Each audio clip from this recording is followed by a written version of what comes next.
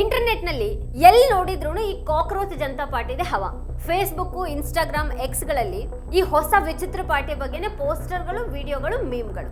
ದೇಶದ ಬಹುತೇಕ ಎಲ್ಲಾ ಪ್ರಮುಖ ಮೀಡಿಯಾಗಳು ಈ ಕಾಕ್ರೋಚ್ ಜನತಾ ಪಾರ್ಟಿ ಸ್ಥಾಪಕನ ಇಂಟರ್ವ್ಯೂ ಮಾಡ್ತಾ ಇವೆ. ಈಗ ವಿಪಕ್ಷದ ನಾಯಕರು ಕೂಡ ಈ ಹೊಸ ಪಾರ್ಟಿಯನ್ನ ಬೆಂಬಲಿಸ್ತಾ ಇದ್ದಾರೆ. ನಾನು ಕೂಡ ಅದಕ್ಕೆ ಸೇರ್ತೀನಿ ಅಂತ ಹೇಳ್ತಾ ಇದ್ದಾರೆ. ಯುವ ಜನ ಅಂತೂ ಈಗ ನಾನು ಈಗಾಗಲೇ ಸೇರಾಗಿದೆ ಅಂತ ಪೋಸ್ಟರ್ಗಳನ್ನ ಮತ್ತೆ ಮೀಮ್ಗಳನ್ನ, ರೀಲ್ಸ್ಗಳನ್ನು ಕೂಡ ಶೇರ್ ಮಾಡ್ಕೊಳ್ತಾ ಇದ್ದಾರೆ. 5 ದಿನಗಳಲ್ಲೇನೆ ಈ ಪಕ್ಷಕ್ಕೆ ಕೋಟಿಗೂ ಹೆಚ್ಚು ಫಾಲೋವರ್ಸ್ ಸಿಕ್ಕಿದ್ದಾರೆ. ಇದೇ ರೀತಿ ಹೋದ್ರೆ ನಾಳೆ ಅಥವಾ ನಾಡಿದ್ರಲ್ಲಿ ಇದ್ರ ಫಾಲೋವರ್ಸ್ ಹಾಗೆ ಪಕ್ಷ ಸೇರಿದವರ ಸಂಖ್ಯೆ 2 ಕೋಟಿ ದಾಟುತ್ತೆ.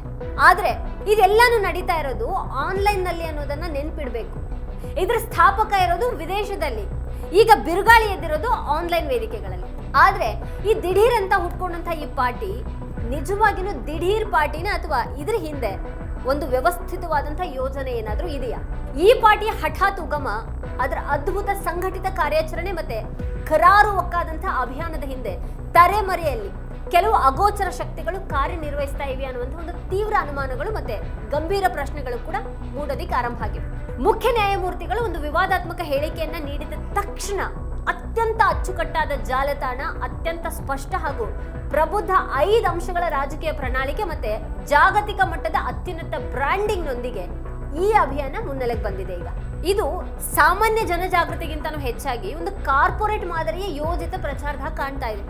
ಮುಖ್ಯ ನ್ಯಾಯಾಧೀಶರು ಹೇಳಿದ್ದು ತೀರಾ ಕೀಳುಮಟ್ಟದ ಹೇಳಿಕೆನೇ ಹೌದು, ಅದರಲ್ಲಿ ಸಂಶಯನೇ ಬೇಡ. ಅದಕ್ಕೆ ಆಕ್ರೋಶ ವ್ಯಕ್ತವಾಗೋದು ಕೂಡ ಸಹಜನೇ. ಆದ್ರೆ ಈ ಕಾಕ್ರೋಚ್ ಜನತಾ ಪಾರ್ಟಿ ಕಳೆದ 4-5 ದಿನಗಳಲ್ಲಿ ಪಡ್ಕೊಂಡಂತಹ ಈ ಅಸಾಮಾನ್ಯ ಪ್ರತಿಕ್ರಿಯೆ ಮತ್ತೆ ಬೆಂಬಲ 2011-12ರ ಅಣ್ಣಾ ಆಂದೋಲನವನ್ನೇ ನೆನಪಿಸ್ತಾ ಇದೆಯಲ್ಲ. ಯಾಕಿರ್ಬೋದು? UPA ಸರ್ಕಾರದ ಭ್ರಷ್ಟಾಚಾರದ ವಿರುದ್ಧದ ಹೋರಾಟ ಅಂತ ಶುರುವಾದಂತಹ ಅಣ್ಣಾ ಹಜಾರೆ ನೇತೃತ್ವದ ಇಂಡಿಯಾ ಅಗೇನ್ಸ್ಟ್ ಕರಪ್ಷನ್ ಆಂದೋಲನ ಇಡೀ ದೇಶವನ್ನೇ ಒಗ್ಗೂಡಿಸಿತ್ತು ಆಗ. ಆದ್ರೆ ನಂತರದ ದಿನಗಳಲ್ಲಿ ಅದು ಹೇಗೆ ಕೇವಲ ಒಂದು ರಾಜಕೀಯ ಪಕ್ಷದ ಉಗಮಕ್ಕೆ ವೇದಿಕೆಯಾಯಿತು, ಅದೇ ಮಾದರಿಯನ್ನ ಈ ಹೊಸ ಪಾರ್ಟಿ ಕೂಡ ನೆನಪಿಸ್ತಾ ಇದೆ. ಈಗ ಈ ಕಾಕ್ರೋಚ್ ಜನತಾ ಪಾರ್ಟಿಯ ಸ್ಥಾಪಕ ಬಾಸ್ಟನ್ ವಿಶ್ವವಿದ್ಯಾಲಯದ ಪದವೀಧರ 30 ವರ್ಷದ ಅಭಿಜಿತ್ ದೀಪ್ಗೆ ಈ ಹಿಂದೆ 2020ರಿಂದ 2023ರ ಅವಧಿಯಲ್ಲಿ ಆಮ್ ಆದ್ಮಿ ಪಕ್ಷದ ಸಂವಹನ ವಿಭಾಗದ ಉಸ್ತುವಾರಿಯಾಗಿ ಸಕ್ರಿಯವಾಗಿ ಕೆಲಸ ಮಾಡಿದ್ರು ಅನ್ನೋದು ಇಲ್ಲಿ ಗಮನಾರ್ಹ ಆಗಿದೆ.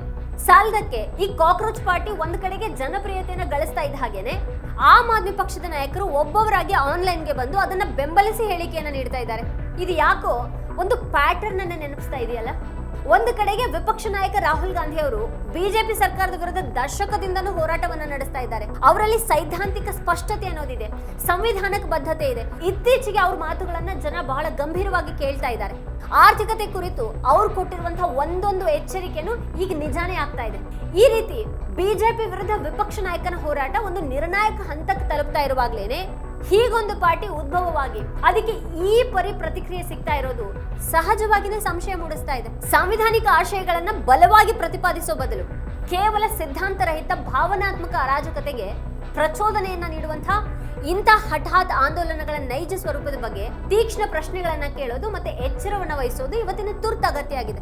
ಯುವ ಜನರನ್ನ ತಕ್ಷಣಕ್ಕೆ ಸೆಳೆಯುವಂತ ಇವರ ಘೋಷಣೆಗಳು, ಕ್ರಾಂತಿಕಾರಿ ಅನ್ನಿಸುವಂತ ಇವರ ಭರವಸೆಗಳು ಇಡೀ ವ್ಯವಸ್ಥೆಯನ್ನ ಬುಡಮೇಲ್ ಮಾಡಿ ಜನಪರ ವ್ಯವಸ್ಥೆಯನ್ನ ತರ್ತೀವಿ ಅನ್ನುವಂತಹ ಈ ಆಶ್ವಾಸನೆಗಳು ಅದೆಷ್ಟು ಪೊಳ್ಳು ಅನ್ನೋದು ಆಮ್ ಆದ್ಮಿ ಪಾರ್ಟಿ ವಿಷಯದಲ್ಲೇ ನಮಗೆ ಗೊತ್ತಾಗಿದೆ. ಈ ಎಲ್ಲಾ ಪಕ್ಷಗಳನ್ನ ನಾವು ಬದಲಾಯಿಸ್ಬಿಡ್ತೀವಿ ಅಂತ ಬಂದಿದ್ದಂತಹ ಆಮ್ ಆದ್ಮಿ ಪಕ್ಷ ಈಗ ಈ 10ರಲ್ಲಿ 11 ಇವತ್ತು ಮೂಲೆ ಸೇರ್ಕೊಂಡಿದೆ. ಬೇರೆಲ್ಲಾ ಕಡೆ ಹಾಗೇನೆ ಆ ಪಕ್ಷದಲ್ಲೂ ಕೂಡ ಗಂಭೀರ ಭ್ರಷ್ಟಾಚಾರದ ಆರೋಪಗಳು ಬಂದವು.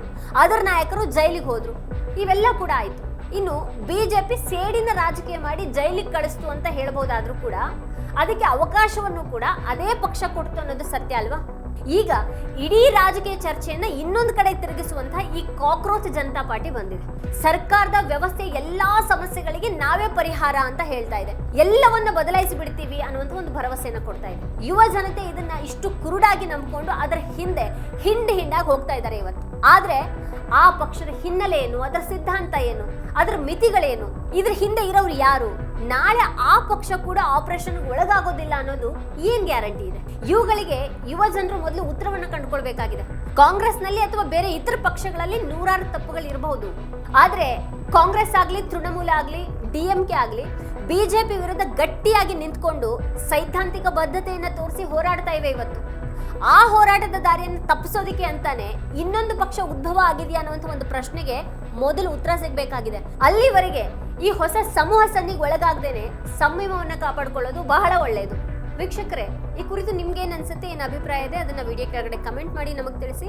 ಇದೇ ಹೊತ್ತಿನ ಸ್ಪೆಷಲ್ ನೋಡ್ತಾ ಇರಿ ವಾರ್ತಾ ಭಾರತಿ. ನೀವು ಇನ್ನೂ ವಾರ್ತಾ ಭಾರತಿ ಯೂಟ್ಯೂಬ್ ಚಾನೆಲ್ ಅನ್ನು ಸಬ್ಸ್ಕ್ರೈಬ್ ಮಾಡಿಲ್ಲ ಅಂತ ಅಂದ್ರೆ ಈ ಕೂಡಲೇ ಸಬ್ಸ್ಕ್ರೈಬ್ ಮಾಡಿ, ಹಾಗೆ ಪಕ್ಕದಲ್ಲೇ ಇರುವಂತಹ ಬೆಲ್ ಐಕಾನ್ ಪ್ರೆಸ್ ಮಾಡಿ ನಮ್ಮನ್ನು ಪ್ರೋತ್ಸಾಹಿಸಿ. ನಮ್ಮ ಕಾರ್ಯಕ್ರಮಗಳನ್ನ ನೀವು ನೋಡ್ತಾ ಇದ್ರೆ ನಮ್ಮ ಚಾನೆಲ್ ಅನ್ನ ಸಬ್ಸ್ಕ್ರೈಬ್ ಮಾಡಿ, ಪಕ್ಕದ ಬೆಲ್ ಐಕಾನ್ ಒತ್ತಿ ನಮ್ಮನ್ನ ಬೆಂಬಲಿಸಿ.